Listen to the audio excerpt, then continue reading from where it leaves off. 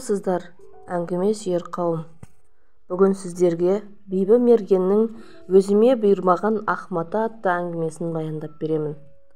Әңгімені соңына дейін тыңдаңыз, өте әсерлі, қызық әңгіме. Өліп тірілген жанның мұңы. Бірінші бөлім.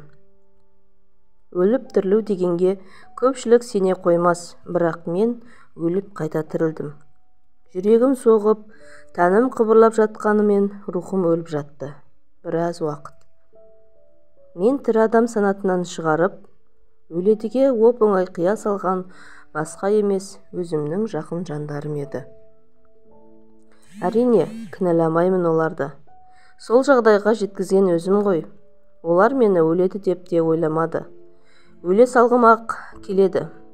Өзіме арналған Ахматаға оранып, өзім оранып, жер жастанып, неге жата қалмадым? Алайда дәм тұзым таусылмаған екен, тірімін. Араны ашылған ажал неге менен бас тартты? Жан баласына сүйкімсіз болғанымды білемін, ажал да керек етпегені ме мені?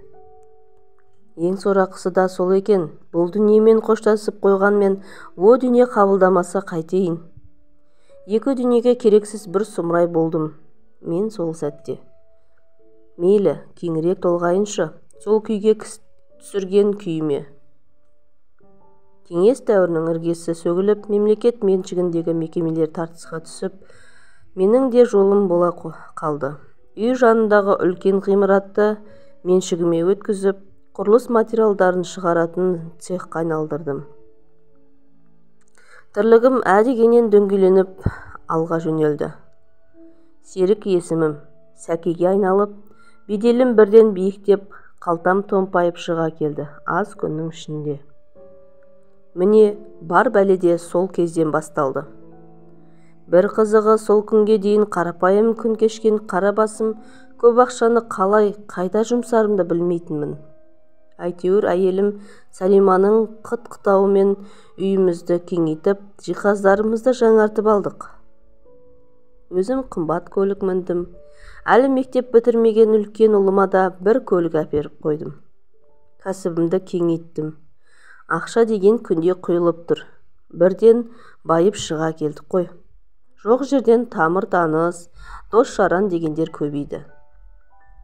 Туыстардың үйінде төрін бермейтін болдым. Жұмысым бірден дөңгеленіп, көп ақшаның астында қалған менің өмірім осылай күрт өзгеріп шыға келді. Осы күнде ойлап қарасам, өмірімнің ең бақытты кезеңі де сол сәттер екен. Бақытты, берекелі күндерім жалғасын тауып, бірақ өзім мастанып кеттім. Рас айтайын, жетесіз болған соң жетістім де, мойындаймын. Көтере алмадым, сол бір кішкене бағымды өмір бойы солай шалқып тұратындай лапылдатпын ғой сол уақытта. Ақша болса қалтада, талтаңдадым ғой армансыз. Қызық қуып жүріп, ішкілікке үйір бола бастадым. Ішкілік бар жерде береке болсын ба? Қыз қырқымен қыдыру, ақшаны оңды-солды шашу мен үшін айықпас әдетке айналды. Әйелім Салиманы көп ренжіттім. Менің жүрісімнен хабардар, ол талай рет ұрыс шығарған. Мен қарап тұрамын ба? Әйелімді аямай ұрып тастайтынмын.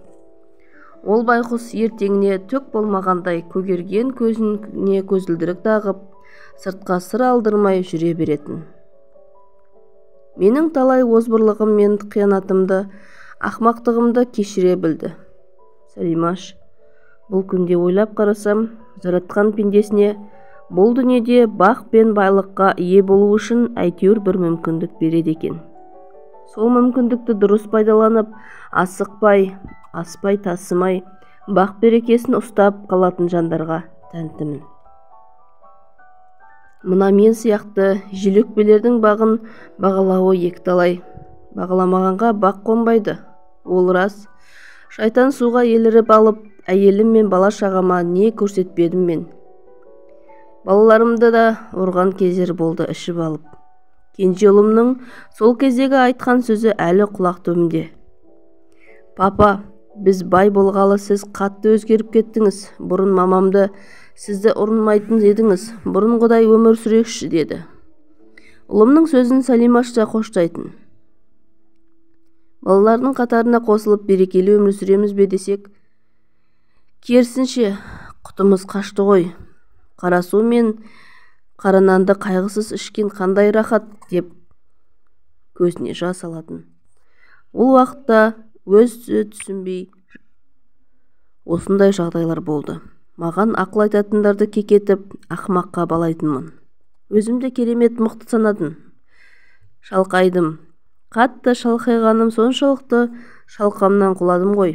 Күндердің күнінде көп асқанға бір тосқан демекші, жетіскен жетесізді қашанға тайраңдата берсін бұл тағдыр.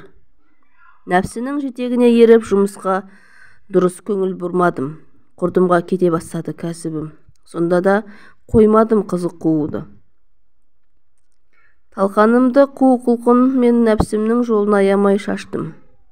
Ертеңімді ойламай жүре бердім.